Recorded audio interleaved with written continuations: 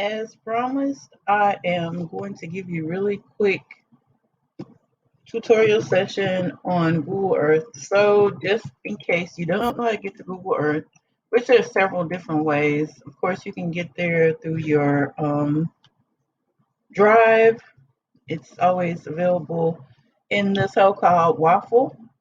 Right here, Google Earth would be on the lower half right here. So the icon is the light to dark blue. And of course, the other option is just plain and simple type in Google Earth in the Omnibox. So Google Earth is available on all platforms and all devices. It's not anything that you have to download. It is obviously web-based.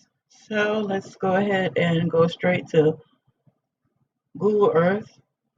And this is something great for the students to explore if you have and we're launching Google Earth. If you have a social studies class, if you're teaching lower grades, just something for the students to be able to experience, as well as science, or even, as I mentioned prior, an English teacher incorporated it in her lesson. So we're waiting for it to load, and it does take, sometimes it takes a minute or so because it is um, receiving its information from a satellite view. Okay, so it's telling me it's a new Google Earth. It's giving you some various features that they're available, and I'll run through them really, really quickly. Okay, so you can either search by it, name the capital. That's one way. And it will give you a view, what they call a knowledge card, and it'll tell you more information about that particular city.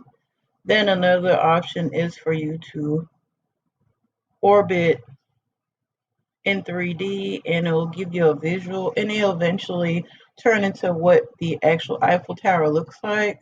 Of course, it's not the exact replica, and it technically it is, but it's giving you like a 3D version of it. And Voyager is another option, and I'll get into that in just a few moments. Okay, so let's see what else it has. One more. Okay, something called feeling lucky, but that's not anything that you would have to focus on for the level 1 exam. So I'll go ahead and move forward and X out of this. And here we go. We have Google Earth at its best. I want you to be able to focus on the bottom right corner where there are various options for you to either fly to the location. You can look at it from the street view, which is basically a view as uh, someone would have the perception of it from a point of view of a person walking the street or driving.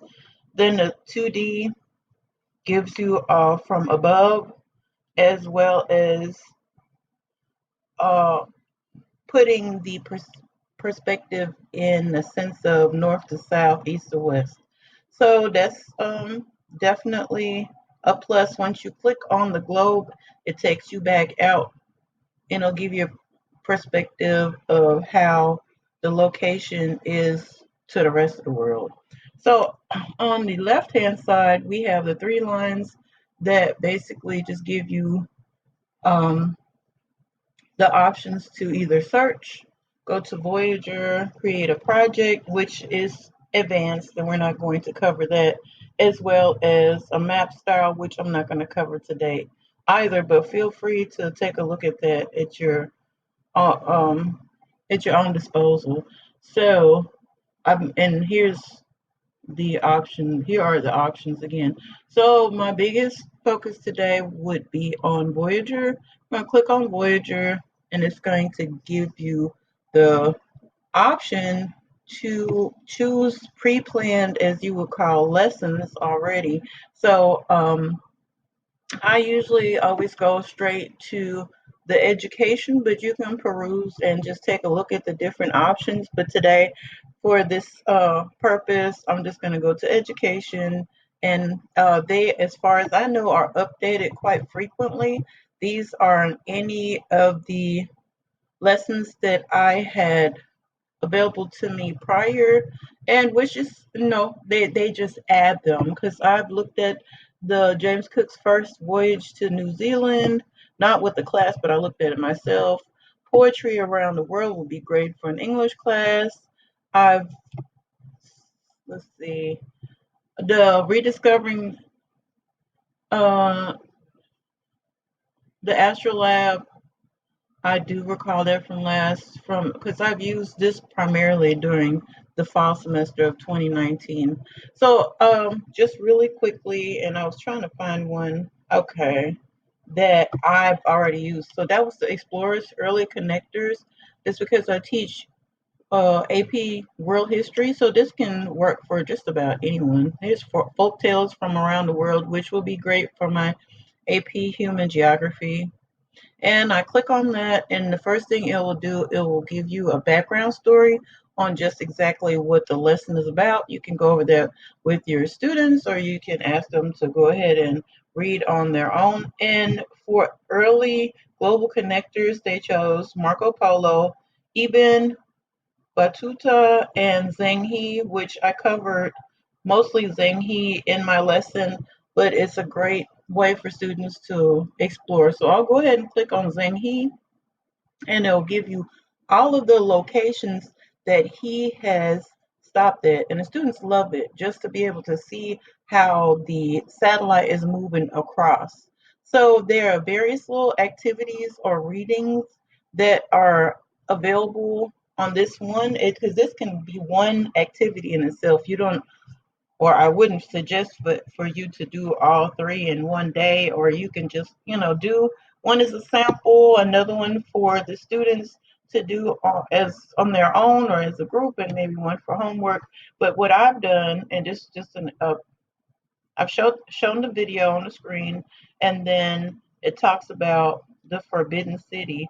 So what I've done is I've created worksheets where each tab had some questions that they would answer from either reading this or doing further research. And it'll have the date on there, so it's a really, really great resource. So this is really, Google Earth is very simple, in my opinion. It is a resource that can be used across the border, and it also has some information in regards to, the longitude, latitude. So that's a great way for you to teach that. But that's all I have in regards to Google Earth. I would like for you to go ahead and take a look at it in preparation for taking the level 1 exam.